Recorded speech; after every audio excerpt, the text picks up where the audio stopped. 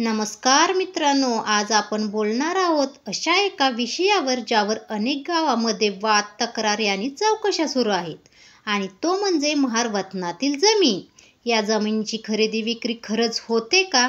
आणि तहसीलदार आणि जिल्हाधिकारी यांची भूमिका काय आहे? चला तर मग सुरुवातीपासून समजून घेऊया.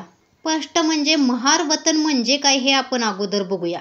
आता ब्रिटिश काळात काय होतं, गावात काही विशिष्ट सरकारी कामांसाठी काही व्यक्तींना वेतन म्हणून जमीन दिली जात असे आणि ही जमीन फक्त कसण्यासाठी होती, विक्री करण्यासाठी नाही. आणि अशी कसण्यासाठी दिलेली जमिनीला महार-वतनाची जमीन असं म्हटलं जात होतं. आणि ही जमीन त्यांच्या वंश परंपरेने पुढे चालत गेली, पण मालकी हक्क मात्र पूर्ण नव्हता. अशाच वेळी सेकंड पॉईंट म्हणजे पाहूया 1958चा टर्निंग पॉईंट. काय होता हा टर्निंग पॉईंट? म्हणजे वतनशाहीचा शेवट होता.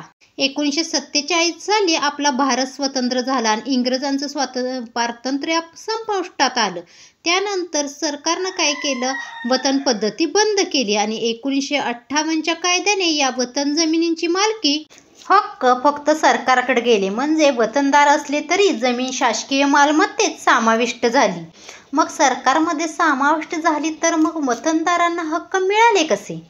तर कायद्यात एक महत्त्वाची तरतूद केली गेलेली होती. जर वतनदाराने जमीन कसत ठेवली असेल तर सरकार त्यांना जमीन भोगवटवार वर्ग 2 म्हणून देऊ शकते. याचाच अर्थ काय, तर फक्त जमीन कसता येईल मात्र विकता येणार नाही. आणि विकताना काही नियम आहेत आणि त्या नियमानुसारच जमिनीची विक्री करता येईल. ते नियम काय आहेत ते आपण पाहूया. आता खरेदी विक्री खरंच अवघड आहे का? तर भोगवटवार वर्ग 2 म्हणून जमीन दिली म्हणजे सरकारने स्पष्ट मर्यादा ठेवल्या आहेत.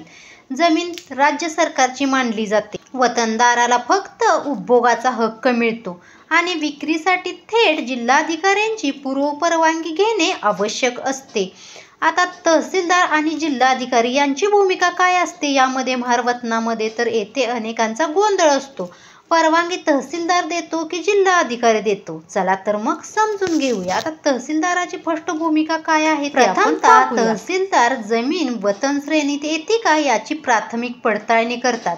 7/12च्या फेरफार नोंदी तपासतात. प्रत्यक्ष कसदारांची माहिती पडताळणी अहवाल जिल्हाधिकाऱ्यांकडे पाठवला जातो. आता यामध्ये जिल्हाधिकाऱ्यांची भूमिका काय आहे ते पाहूया. जमिनीच्या वर्गवारीची अंतिम पडताळणी, जमीन विक्रीयोग्य आहे का ते कायद्याने तपासणे, विक्रीला परवानगी देणे किंवा नकार देण्याचा पूर्ण अधिकार जिल्हाधिकाऱ्यांना असतो.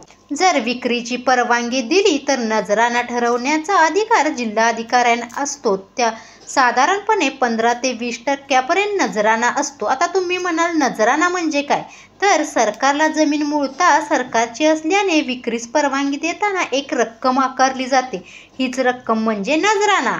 जिल्हाधिकाऱ्यांची परवानगी मिळाल्याशिवाय एकही पाऊल पुढे टाकता येत नाही. या महार-वतनामध्ये बेकायदेशीर व्यवहार कसे होतात ते आपण पाहूया.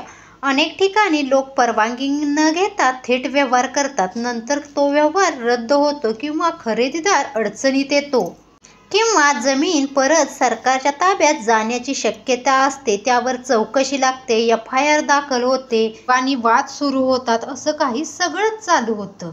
आता जमीन खरेदी करणार असल्यास काय काळजी घ्यावी? तुम्हाला अशा जमिनीची खरेदी करायची असेल तर ही तपासणी आधी करा. जमीन 7/12वर महार-वतन ऑक्युपेशन क्लास सेकंड म्हणजेच भोगवटवार वर्ग 2 असं लिहिलंय का ते तपासा. जमीन वतनातून मुक्त झाल्याचा आदेश आहे का ते बघा. जिल्हाधिकाऱ्यांची परवानगी आहे का पाहणे. नजराना भरल्याची पावती तपासणे. कोणत्याही परिस्थितीत परवानगीशिवाय व्यवहार करू नका. महार-वतनातील जमीन ही साधी जमीन नाही, तिच्यावर खास कायदेशीर तरतुदी आहेत. तुम्ही जमीन खरेदी करत असाल तर पहिलं पाऊल नेहमी जिल्हाधिकाऱ्यांची परवानगी, बाकीचे पाऊल त्यानंतरच. परवानगीशिवाय व्यवहार करणे म्हणजे बेकायदेशीरच आहे. Stay aware, stay safe. काळजी घ्या. अशीच माहिती मिळवण्यासाठी चॅनेलला सबस्क्राईब करा.